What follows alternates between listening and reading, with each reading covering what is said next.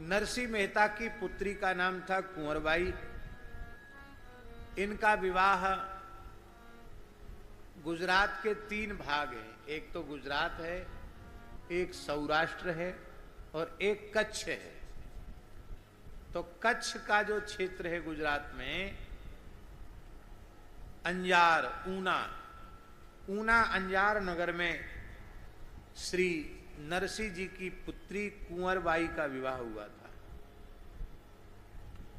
जिस घर में विवाह हुआ था वह अत्यंत सुशिक्षित था और धनाढ्य परिवार था। इनकी बेटी के ससुर का नाम था श्री रंगधर मेहता। वो राज्य के बहुत उच्च पद पर प्रतिष्ठित थे और इनके पति जो थे, उनकी बेटी कुंवरबाई के पति, उनका नाम वसंत राय था। वो कुछ नहीं करते थे, होता ऐसा ही है प्राय। बहुत धनी मानी बाप होता है या कोई बहुत उच्च पद पर प्रतिष्ठित पिता होता है तो प्रायः उनकी संतान लाड़ में बर्बाद हो जाती है। वो फिर सोचती है अपने को कुछ नहीं करना, अपने तो पिता दादा का कमाया हुआ बहुत है। तो बसंत राय कुछ नहीं करते थे।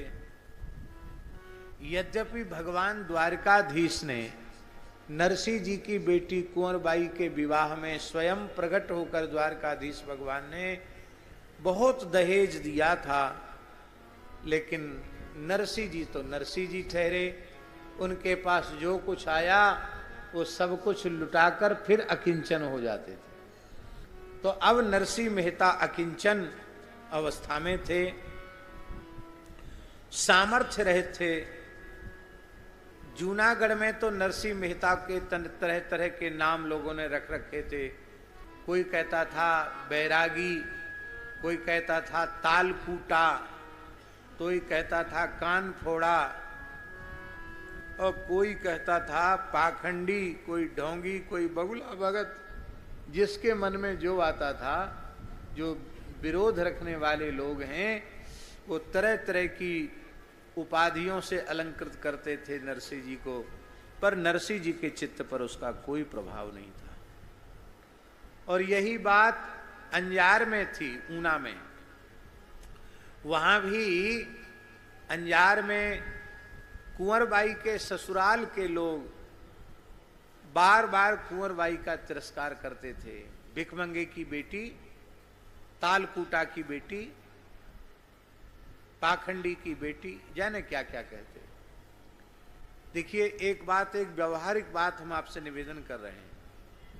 ये घर में शांति बनाए रखने के लिए जरूरी है। किसी भी सभ्य पुरुष को, धर्मनिष्ठ पुरुष को घर में नारी का अपमान नहीं करना चाहिए। जिस घर में बहू बेटियों को प्रताड़ित किया जाता है, वे अत्यंत दुखी होकर के रुदन करती हैं। महाराज जी, पुराणों में लिखा है देवता उस घर की पूजा स्वीकार नहीं करते, पितृगण उस घर का श्राद्ध स्वीकार नहीं करते हैं, लक्ष्मी जी उस घर को छोड़कर चली जाती हैं। उस घर में कलह का, दरिद्रता का निवास हो जाता है। इसलिए यत्र नार्यस्तु पूज्यन्ते रमन्ते तत्र देवताः, ये श्री मनु जी महाराज का वाक्य है। नारियों का तिरस्कार नहीं करना चाहिए किसी भी स्थिति में। और ये माताओं का स्वभाव होता है, वो अपमान तो सह लेती हैं, पर जब उनके पिता को गाली दी जाती है, उनकी माँ को गाली दी जाती है, उनके भाई को अट्टपट्ट बोला जाता है, तब उनको बहुत कष्ट होता है। क्योंकि जिन माता पिता भाई ने हमको इतना प्यार दिया और हमको रोते रोते विदा किया, और आज उनके लिए हमको सुनना पड़ रहा है। इसलिए किसी भी अवस्था में माताओं का कर्तव्य है कि अपनी बहू को बेटी से भी अधिक स्नेह दें, क्योंकि आपकी बेटी भी तो किसी न किसी की बहू बनने वाली है। आप बेटी से ज्यादा स्नेह अपनी बहू को देंगे तो आपकी बेटी भी जहां जाएगी उसको आपकी बहू से ज्यादा सम्मान मिलेगा। और आप अपनी बहू का आदर नहीं करेंगे तो आपकी बेटी भी कहूं कहीं बहू बनकर जाएगी, उसको भी वही तिरस्कार भोगना पड़ेगा। क्योंकि जो जस करे सो तस फल चाखा, ये व्यवस्था है।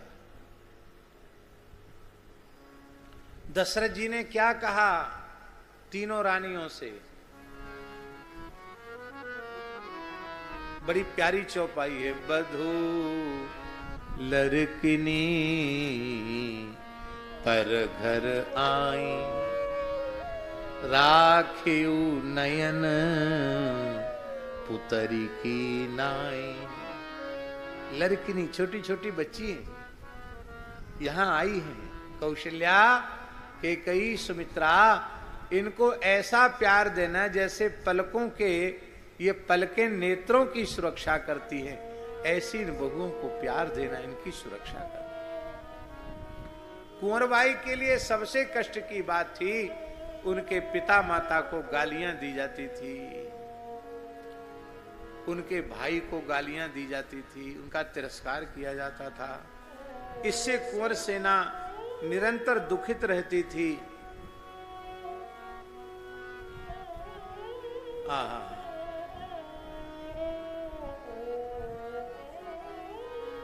लोक में देखा जाता है, जब कन्या को पुत्र का जन्म होता है, दौहित्र का जन्म होता है, तो कन्या का पिता अपने दौहित्र को देखने के लिए बहुत सा सामान लेके जाता है। उस सामग्री को छूछक की सामग्री कहा जाता है।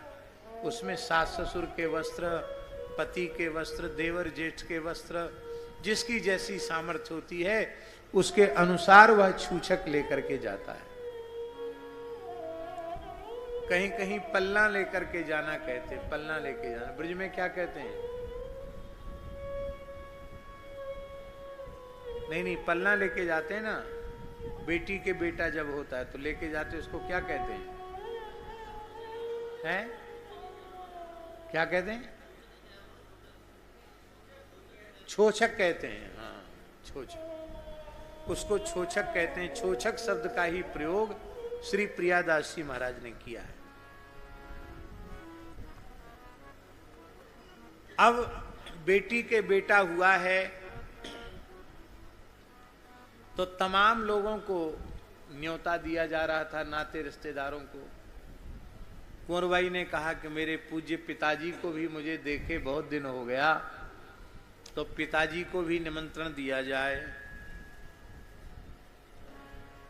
यद्यपि कुंवरबाई को यह कहने पर बहुत फटकार सुननी पड़ी, सास की, ननद की, सबकी फटकार उसे सुननी पड़ी।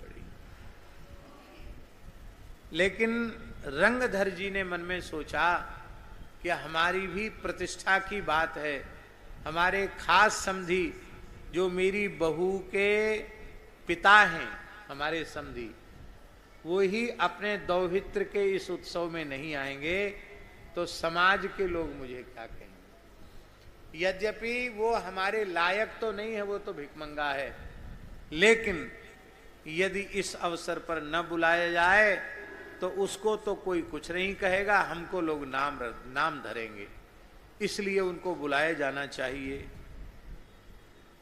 और रंगधर जी ने अपने पुरोहित जी को बुलाया, पत्रिका लिख दी कि परम स्नेही भक्तराज नरसिंह मेहता जी, सादर सप्रेम जय श्री कृष्ण, माघ शुक्ला सप्तमी रविवार को छूछक उत्सव है, आप इष्ट मित्र परिवार सहित आकर के इस उत्सव की शोभा बढ़ावें और उभयतः कुशल करता भगवान द्वारिकाधीश हैं, आपका संबंधी रंगधर मेहता।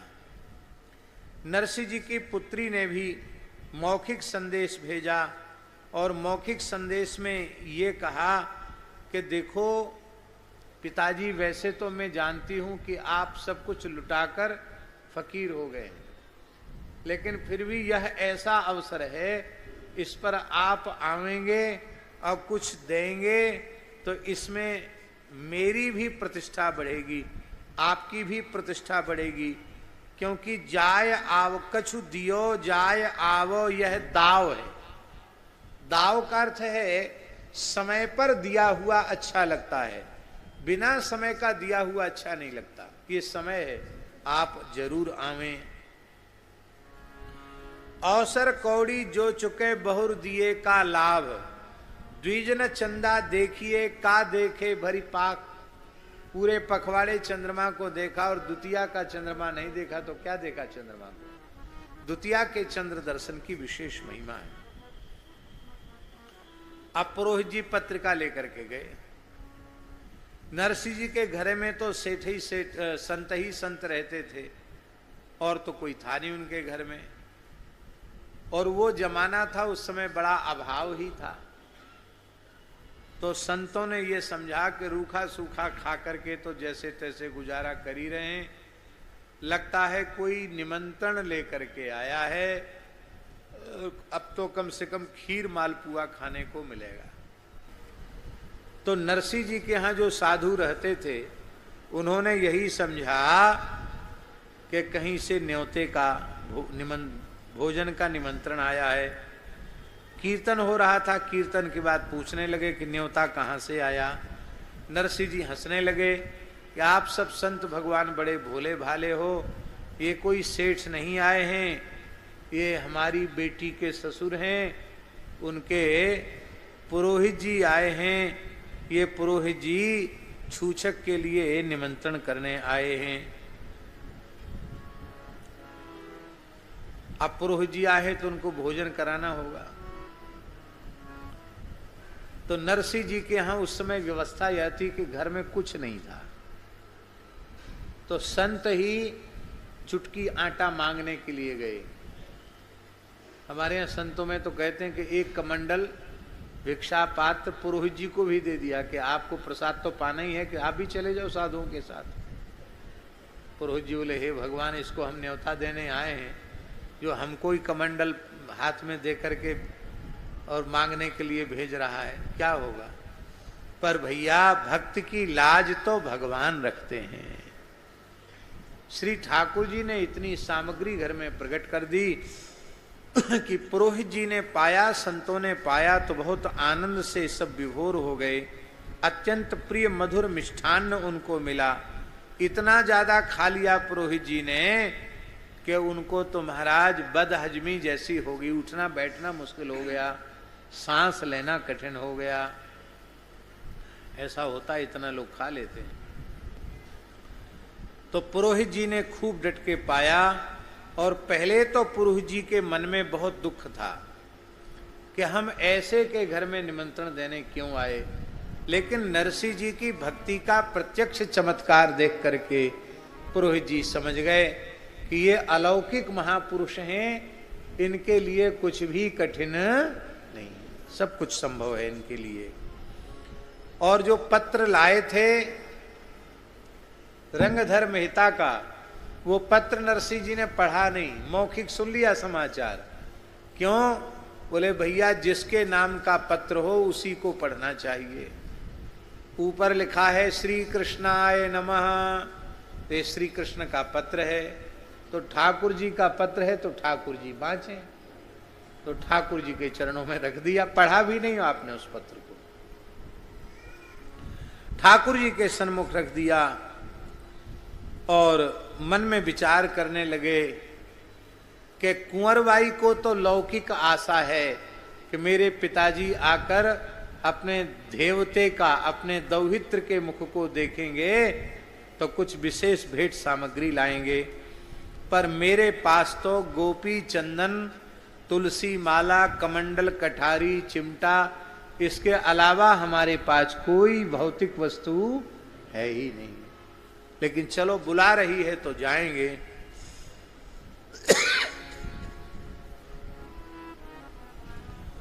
श्री नरसिंह जी ने पहले अपने बड़े भाई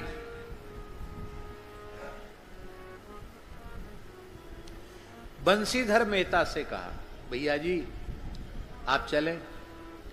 भाई ने कहा, हमने तो तुमसे संबंध पहले ही तोड़ दिया, जब पिता का श्राद्ध था उसी समय से, हमारा तुमसे कोई लेना देना नहीं, हम नहीं जाएंगे। दूसरे नागर जाति के ब्राह्मणों ने कहा कि तुम्हारा भाई तुम्हारे साथ नहीं जा रहा है, तुम्हारा भाई तुम्हारा साथ नहीं दे रहा है तो हमसे तुम क्या आशा लगते हो? और फिर जाना उसके साथ जाइए जहां कुछ खातिरदारी हो।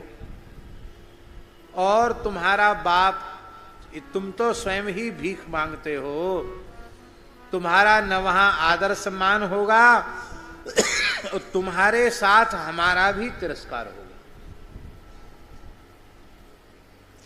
सबने जाने से लिए मना कर दिया। संत तो पहले से तैयार थे, कोई बात नहीं हम चलते हैं। और भैया सच्चे रिश्तेदार नातेदार तो संत ही हैं। संत कबीरदास जी के पद में है, संत हमारे मात पिता हैं, संत ही भाई बंधु, संत मिलावे राम से मेटे जम के फंद। जम के फंद मेटने वाले हैं, संत ले करके चले। अब कोई वाहन नहीं, कहाँ जूनागढ़ है कहाँ अंजार है, वहां तक जाना है तो वाहन तो होना चाहिए। तो एक व्यक्ति ने टूटी फूटी सी बैलगाड़ी थी, बोले 1-2 साल से हमारे बैल तो मर गए हैं, बैलगाड़ी ऐसी पड़ी है, जो गाड़ी चलती रहती है वो चलती है, और जो वाहन खड़ा रहता है चाहे जितना बढ़िया वाहन हो, खड़ा रह जाए तो खड़े खड़े एकदम खराब हो जाते।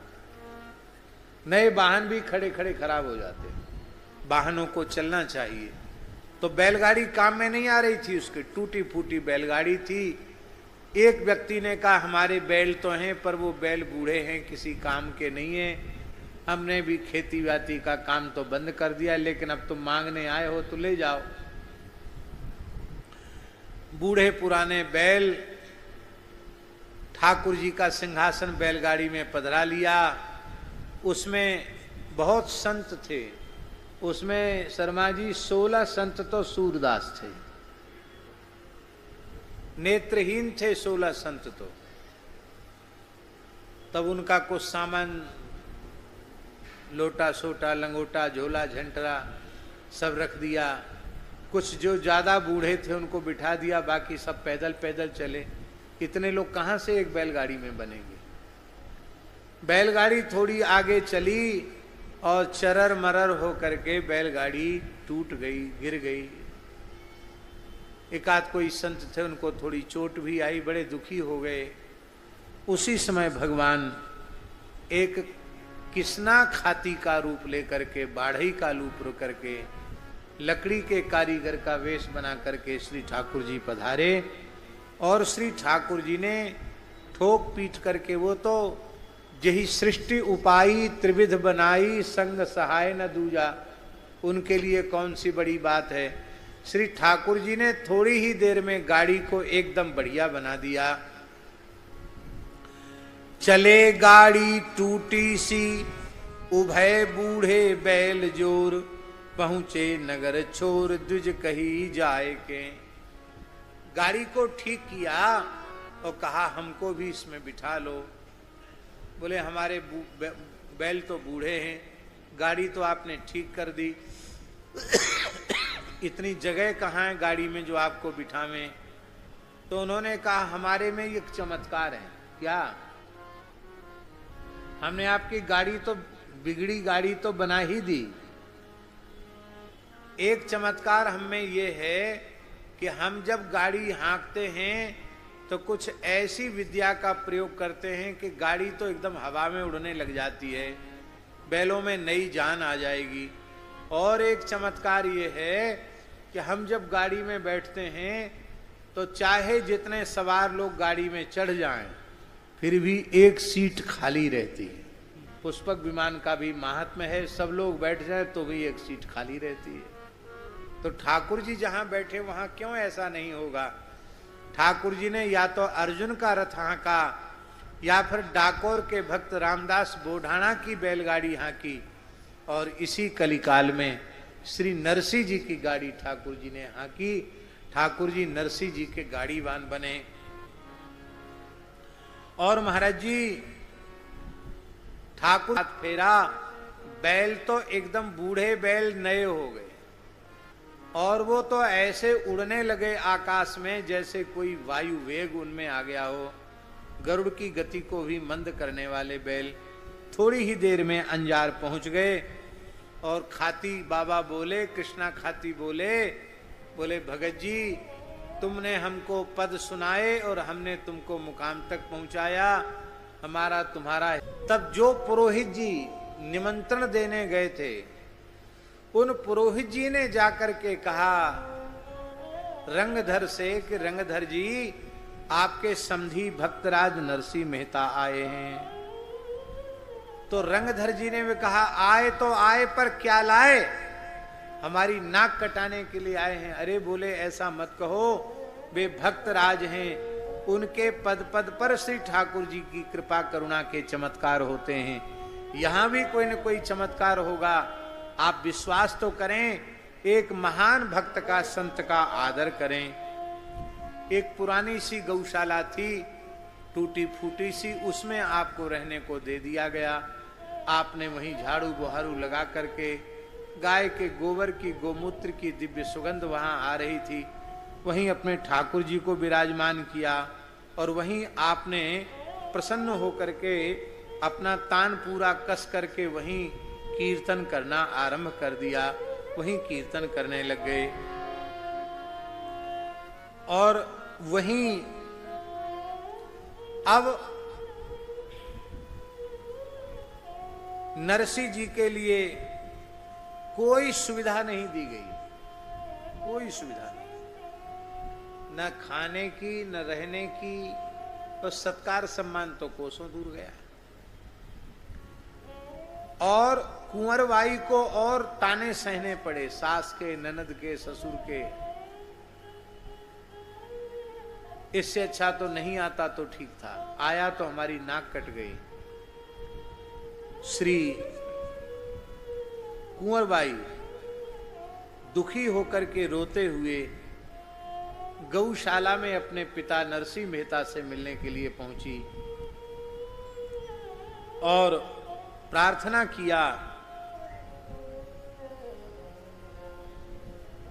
किया कि पिताजी आपके आने से तो मुझे बहुत प्रसन्नता हुई, आप अपने दौहित्र को आशीर्वाद देंगे, लेकिन ये लोक लाज है, लोक का व्यवहार है, आप खाली हाथ चले आए। तो हंसते हुए नरसिंह जी ने कहा बेटी खाली हाथ नहीं आया हूं, बोरी बोरी भर के गोपी चंदन लाया हूं, तुलसी की मालाएं लाया हूं, कठारी कमंडल सब लाया हूं। किस लिए लाया हूं? करताल, झांझ मजीरा करताल भी लाया हूं। क्यों? बोले सबको भजन में लगाना है, सबको कीर्तन में लगाना है, सबको कहेंगे गोपी चंदन तिलक लगाओ, तुलसी माला पहनो और सब माला फेरो, इसी में कल्याण है। बोले पिताजी आपका तो ये भाव है, पर ये विमुख लोग न तो साधु संग को मानते हैं, न सत्संग को मानते हैं, न वैष्णवता को मानते हैं। तब श्री नरसिंह जी ने कहा चिंता जिन करो जाय सासु डिंग ढरो, लिखी कागज में धरो अति उत्तम अघाय के। बेटी चिंता मत करो, जो जो छूचक की सामग्री है अपनी सास ननद से पूछ करके लिखाओ, और लिखाने में कंजूसी नहीं करना। अति उत्तम अघाय के, उत्तम से उत्तम वस्तुएं लिखो और अघा करके लिखो, एक एक वस्तु को 100-100 गुना करके लिखो, कोई चिंता की बात नहीं। तुम्हें अपने भैया सांवल साहब पर विश्वास नहीं है क्या? वो सब द्वारिकाधीश प्रभु करेंगे, तुम लिखवा करके लाओ। तो कही समुझाए सुन निपट रिसाय उठी, कियो परिहास लिख्यो गांव खुनसाय के। पुत्री को समझा करके भेज दिया नरसिंह मेहता ने, और वह जब सास के पास गई तो सास ने तो क्रोध में भर करके पूरे गांव की पहरावनी लिख दी। ब्राह्मण से लेके चांडाल तक सबको 5-5 कपड़ा, 5-5 वस्त्र, सबको सोने का श्रृंगार, और महाराज सबको लिख दिया, पूरे गांव को लिख दिया। अब गांव को पहरावनी लिखी तो इसका मतलब है जब गांव को पहरावनी इतनी है तो जो मुख्य परिवार है उसको कितना दिया जाएगा, इसका अनुमान तो अपने आप लगा लेना चाहिए।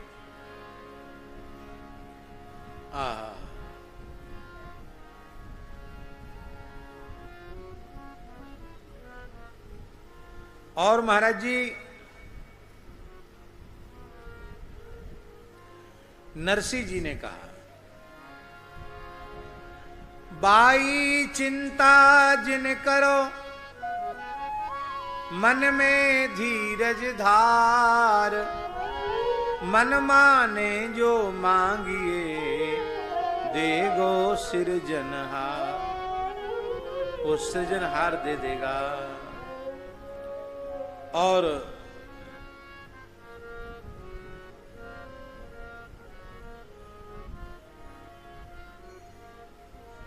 इधर कुंवरबाई ने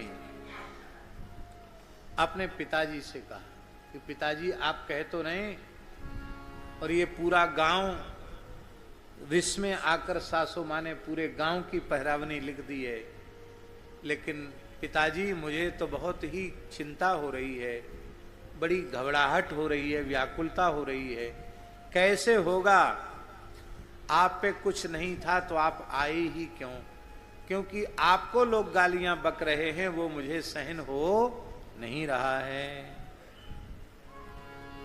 तुम पे तो कछु दिस नाही, सूरा साथे आया जी। तुम पे तो कछु दिस नाही, सूरा साथे, हाँ सूरा साथे आया जी। सूरा, सूरा माने सूरदास। फाट कापड़ा टूटी गाड़ी, फाट कापड़ा टूटी गाड़ी, बैल पुरातन लाया जी, बैल पुरातन लाया जी। समधी के घर छूछक, समधी के घर छूछक देने ताल बजा कर आया जी। करताल बजाकर कीर्तन करते हुए आए हो। जीमण कंठी माला और तूमड़ा, कंठी माला और तूमड़ा, मृदंग शंख बजाया जी, मृदंग शंख बजाया जी। गोपी चंदन और राम रज, गोपी चंदन और राम रज, तीखा तिलक बनाया जी, तीखा तिलक जीमण का जिमड़ाया, जीमण का जिमड़ारा थे तो कौड़ी एक न लाया। तुम्हें सबको पंगत करानी थी, तुम खुद जीवने चले आए। कुंवर जी हाँ देश वीराने आया जी, देश वीराने आया, हाँ देश वीराने आया जी, हाँ देश वीराने आया जी, हाँ देश वीराने आया जी। सीताराम सीताराम जय सीताराम, सीताराम सीताराम, सीताराम जय सीताराम, सीताराम सीताराम जय सीताराम, सीताराम सीताराम, सीताराम जय सीताराम। अब तो महाराज नरसिंह जी ने अपनी बेटी कुंवरबाई को समझा बुझा करके विदा कर दिया और श्री नरसिंह जी ने वो चिट्ठी अपने ठाकुर जी के चरणों में रख दी। प्रभु आप इसको कृपा करके कीजिए। हम ये नहीं कह रहे हैं कि शास्त्र की विधि का पालन नहीं करना चाहिए, अवश्य करना चाहिए, पर भैया सबके ऊपर श्री ठाकुर जी हैं। राम रजाए शीश सबही के, भगवान की आज्ञा सर्वोपरि। एक ब्राह्मण परिवार की घटना है। उनके पिता पधार गए थे और उनकी बहन विवाह के योग्य थी और एक बहुत बड़े घर से रिश्ता आया, घर बैठे रिश्ता आया कि हमारे घर में धन संपत्ति की कमी नहीं है, हम एक बहुत संस्कारित परिवार की बेटी चाहते हैं जो हमारे घर में बहू बन के आए, तो हमारा घर में भी संस्कार संपन्नता आ जाए।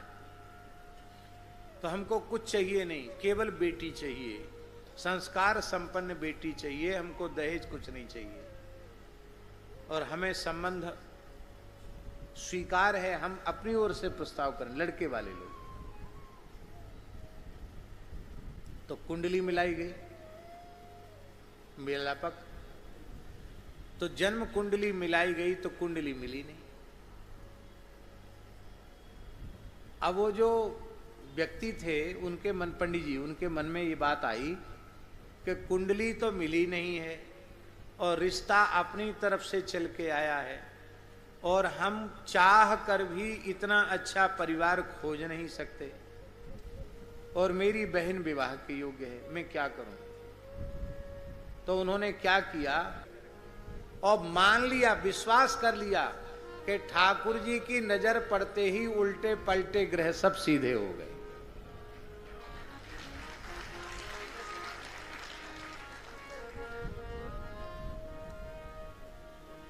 उल्टे पलटे ग्रह सब सीधे हो गए, ये विचार कर लिया पक्का और विवाह कर दिया। महाराज जी बहुत सुखी संपन्न परिवार हुआ। अब माता जी ज्योतिष झूठी नहीं है, पर सारे ग्रह नक्षत्रों के ऊपर तो श्री ठाकुर जी हैं। जब जानकी नाथ सहाय करें तब कौन बिगाड़ करे नरते, सबके ऊपर श्री ठाकुर जी। एक दूसरी घटना शर्मा जी, आपने नाम सुना होगा श्री सुदर्शन सिंह जी चक्र, जो गीता प्रेस के संपादक मंडल में भी रहे, श्री कृष्ण जन्म स्थान मथुरा में विराजे, बहुत उच्च कोटि के महापुरुष थे, बहुत ग्रंथ उन्होंने लिखे। गीता प्रेस के लेख कल्याण पत्रिका में उनके लेख आया करते थे। चक्र दादाजी, चक्र जी के नाम से भगवान श्री कृष्ण को अपना छोटा भाई मानते थे। भगवत साक्षात्कार उनको हुआ था और दाऊ जी को अपना गुरु मानते थे। श्री बलदेव जी ने गिरिराज जी की परिक्रमा कर रहे थे, लुक लुक दाऊ जी के पास। दाऊ जी स्वयं गिरिराज पर्वत से उतर के आए और उन्होंने विधिवत मस्तक पर तिलक लगा करके चक्र जी को कृष्ण मंत्र की दीक्षा प्रदान की थी। ऐसे थे चक्र जी महाराज, उनका जीवन चरित्र भी पढ़ने योग्य है। वो ज्योतिष के भी बहुत बड़े विद्वान थे चक्र जी। तो एक व्यक्ति आया, उसके भी समस्या यही थी, बेटी विवाह के योग्य थी, विवाह नहीं हो रहा था, माता पिता बहुत दुखी थे। तो उनको कुंडली दिखाई चक्र जी को। चक्र जी ने कहा कि ग्रह नक्षत्र के अनुसार इसके कुंडली में इस प्रकार के ग्रह पड़े हुए हैं कि इसका विवाह संभव नहीं है, इसकी शादी होनी ही नहीं। तो कन्या का बाप बोला कि होती तो हो जाती, हम आपके पास क्यों आते, नहीं हो रही है तभी तो आए आपके पास। और रोते हुए उसने कहा कि आपका जन्म श्री राम जी के वंश में हुआ, रघुवंशी हैं आप। सुदर्शन सिंह नाम था, राम जी के वंशज थे। और राम जी के दरबार से, रघुवंशियों के दरबार से आज तक कोई निराश नहीं लौटा। तो क्या आज मुझे निराश होकर जाना पड़ेगा? इसमें तो राम जी के वंश कलंकित हो रहा है। ऐसी बात कही तो उनको भावावेश हो गया और बोले नहीं, रघुनाथ जी के दरबार से तुम खाली हाथ नहीं जाओगे। और तत्काल उन्होंने माताजी नई कुंडली बना दी, पुरानी कुंडली पर कलम फेर दी।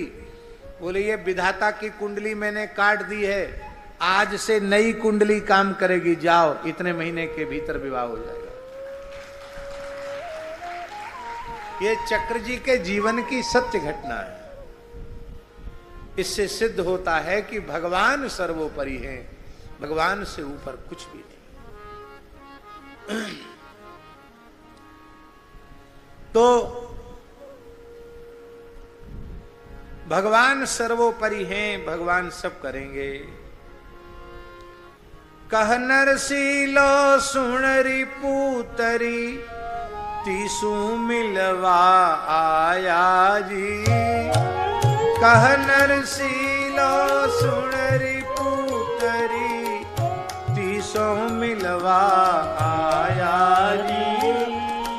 देन लेन ने मारे नाही, देन लेन ने मारे नाही।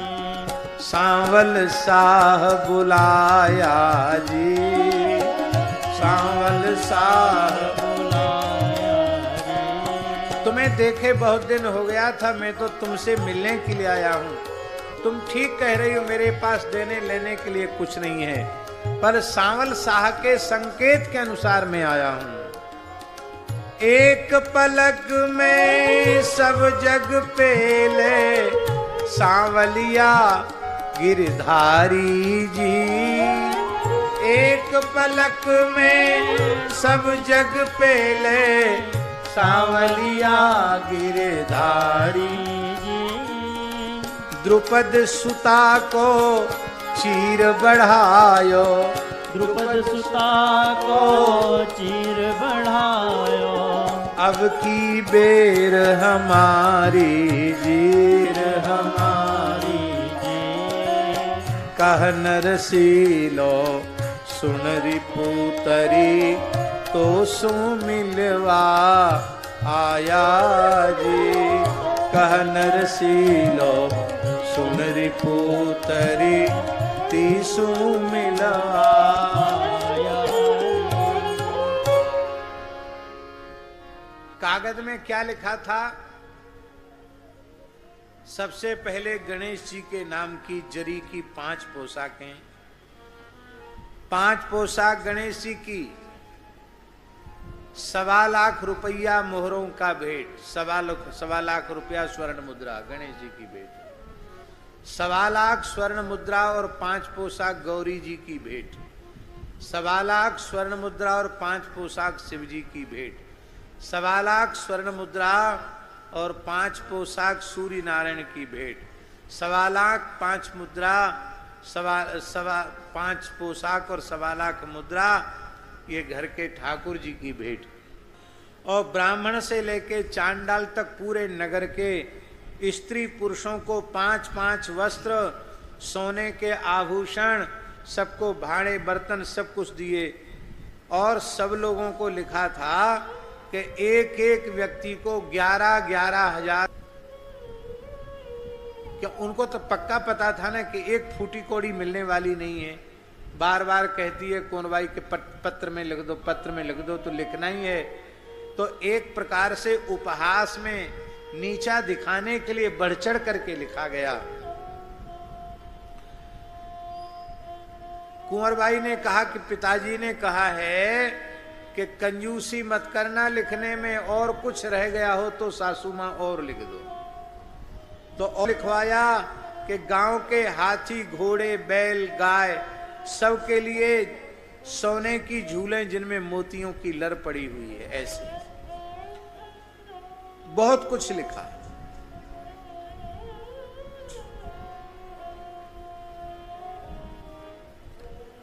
कागज लेकर के नरसिंह जी के पास आई तो नरसिंह जी ने कहा अभी भी चिट्ठी पूरी नहीं है, कुछ बाकी रह गया तो और लिखा दो।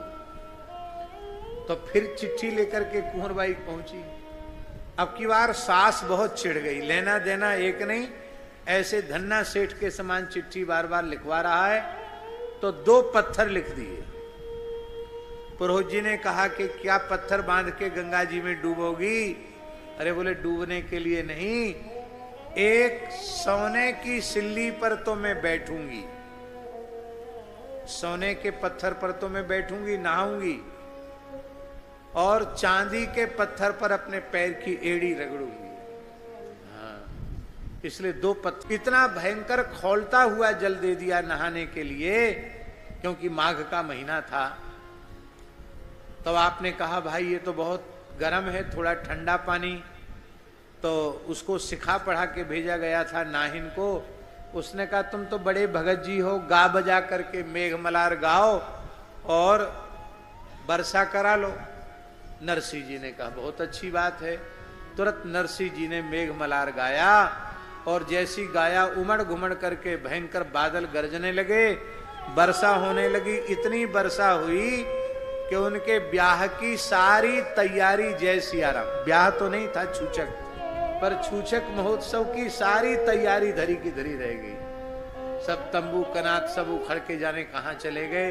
पानी पानी पानी पानी, इतना जोर पानी बरसा मानो बादल फट गया हो। और महाराज वो जिठानी की बेटी उस पानी में डूबकर मर गई। ये और हो गई, ये घटना और घट गई, रंग में भंग हो गया। बेटी के बेटे के जन्म का उत्सव, और इधर एक बहू की बेटी की मृत्यु। तब आपने भगवान के सामने भजन गाया और कहा प्रभु इसको प्राण दान दो, क्योंकि इसका क्या अपराध है। और मरी हुई बच्ची जीवित हो गई। बोलो नरसिंह मेहता की। लेकिन उन दुष्टों की आंख फिर भी नहीं खुली। उसको इन्होंने नरसिंह जी का जादू टोना ही माना, कि जादू टोना से मार दिया और जादू टोना से उसे जिंदी भी कर दिया। ये चमत्कारी है। कोठरी संहारी आगे, परदासो दियो डारी। कोठरी संहारी आगे, परदासो दियो डारी। ले बजाई तार वेश, गणित आए। ले बजाई तार वेश, गणित आए। आपने चिट्ठी भगवान के सामने रख दी, पर्दा डाल दिया और प्रेम से कीर्तन करने लगे। उसी समय भगवान अनंत सामग्री भगवान ने प्रकट कर दी। बोलो भक्तवत्सल भगवान की जय। जय श्री राधे। नरसिंह जी का पद है, और नरसिंह जी ने कहा कि आप तो बहुत लटके, लटके माने लीलाएं करते हैं, आज एक और लटका करने का अवसर है, आज भी एक लीला कर दीजिए। बड़ा प्रसिद्ध पद है श्री भक्तराज नरसिंह मेहता। हूं तो बारी जाऊं सुंदर श्याम, तमारा लटकाने। हूं तो बारी जाऊं सुंदर श्याम, तमारा लटकाने। लटका माने लीला। हूं तो बारी जाऊं सुंदर श्याम, तमारा लटकाने। हूं तो बारी जाऊं सुंदर श्याम, तमारा लटकाने। लटके रघुबर रूप धरी ने, बचन पितानो पाल्या रे। रघुवर रूप धरी ने, बचन पितानो बाल्या रे लटके जाई रण रावण रोल्यो लटके जाई रण रावण रोल्यो लटके सीता बाल्या रे लटके सीता बाल्या रे हूँ तो बारी जाऊं सुंदर श्याम तुम्हारा लटकाने हूँ तो बारी जाऊं सुंदर श्याम तुम्हारा लटकाने। आपने एक लीला में एक लटके में राम रूप में अवतार लिया, अपने पिता के सत्य की रक्षा के लिए वनवास ग्रहण किया और एक ही लटके में आपने रावण को मार करके सीता जी को पुनः प्राप्त करके अयोध्या में आप राज सिंहासन पर राम राजा सरकार के रूप में आप विराजमान हुए।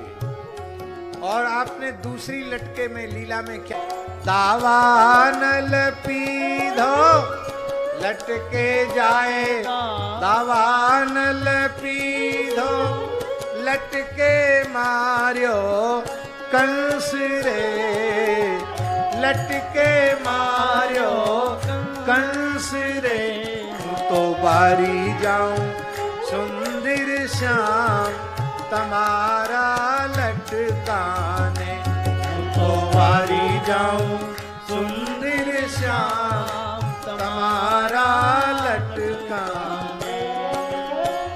लटके गोकुल माचारी लटके पलवट वाली रे लटके गोकुल माचारी लटके पलवट वाली रे लटके जाए जमुना में पैठा लटके जाए जमुना में पैठा लटके नाथ्यो काली रे लटके नाथ्यो काली रे तो बारी जाऊं सुंदर श्याम तुम्हारा लटकाने तो बारी जाऊं सुंदर श्याम तुम्हारा लटकाने। मन रूप धरी ने जाचा बलि ने द्वार रे लटके वामन रूप धरी ने जाचा बलि ने द्वार रे तृण डगला पृथ्वी ने काजे तृण डगला घना छे लटका लटका लाख करोड़ रे लटका लाख करोड़ रे एवा एवा घना छे लटका लटका लाख करोड़ रे। ऐसी आपकी लाखों लाखों लीलाएं हैं। नरसैयाना स्वामी संगे नरसैयाना स्वामी संगे रमता मोड़ा मोड़ रे रमता मोड़ा मोड़ रे तो बारी जाऊं सुंदर श्याम तुम्हारा लटकाने तो बारी जाऊं सुंदर श्याम तुम्हारा लटकाने। नरसिंह मेहता कह रहे हैं आपकी तो करोड़ों लाखों लीलाएं हैं, आपने मेरे साथ तो ऐसी लीला की है कि खेलते खेलते अब नरसी नरसी नहीं रह गया और सांवलिया सांवलिया नहीं रह गया, नरसी और सांवलिया मिलकर दोनों एक हो। आपने ऐसा मुझे अपनाया है। नरसी जी ने ठाकुर जी ने अनंत सामग्री प्रकट कर दी। नरसिंह जी ने कौशल्या पुरोहित जी के द्वारा समाचार भेजा कि सब छूछक की सामग्री उपस्थित है, बुलाओ भाई सबको, दान कराओ। अब तो लोग 5 लोगों के साथ मिलकर रंगधर मेहता आए। सांवल शाह साक्षात द्वारकाधीश जी प्रकट हो गए, उनसे मिले। छूछक का दान आरंभ हो गया। देवता ब्राह्मण क्षत्रिय वैश्य शूद्र सबको देने लगे। स्त्रियों को रुक्मिणी जी दे रही थी और रुक्मिणी जी कुछ नाराज हो रही थी। क्यों? छूछक में कुछ दिया जाता तो गठजोड़ा करके दिया जाता है, गठजोड़ा करके। रुक्मिणी जी अलग दे रही, ठाकुर जी अलग दे रहे। तब ठीक गठजोड़ा कराया गया और सबको खूब दिया गया। गाय बैल अश्व हस्ती इनकी झूल मालाएं भी दीने का पत्थर, एक चांदी का पत्थर। रह गई एक भूले लिखत अनेक जहां, ले होता ही पास जापे सब मिली पाए हैं। एक का नाम लिखना भूल गए थे पर्चा में, उसके नाम का नहीं आया और ठाकुर जी सबको छूछक पहरा के चले गए। तो कुंवरबाई ने कहा कि मेरे पास है, मैं अपने में से दे देती हूँ। बोले नहीं, जिसने सबको छूछक पहराया है उसी के हाथ से मुझको पहनना है। तब फिर से ठाकुर जी को याद किया। ठाकुर जी फिर आ गए। विनती करत बेटी दीजिए जू लाज रहे, दियो मगवाए हरि फेर के बुलाए हैं। पुत्री ने नरसिंह जी से कहा महाराज लाज रह जाएगी। नरसिंह जी ने फिर सांवल शाह को बुलाया और ठाकुर जी ने पुनः प्रकट होकर के पहरावनी दी।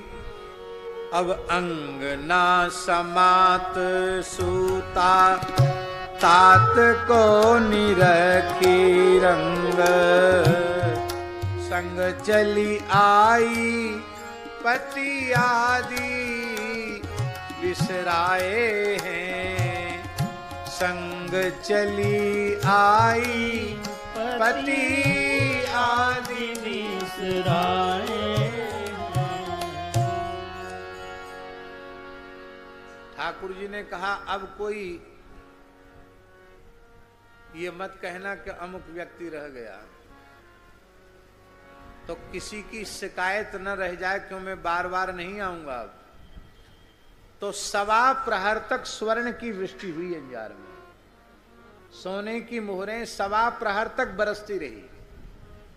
1.25 प्रहर माने क्या होता है? 3 घंटे का एक प्रहर होता है, तो 1.25 प्रहर कितने का हुआ? बोलो भाई धनंजय। 3 घंटे का एक प्रहर होता है तो 1.25 प्रहर कितने का हुआ?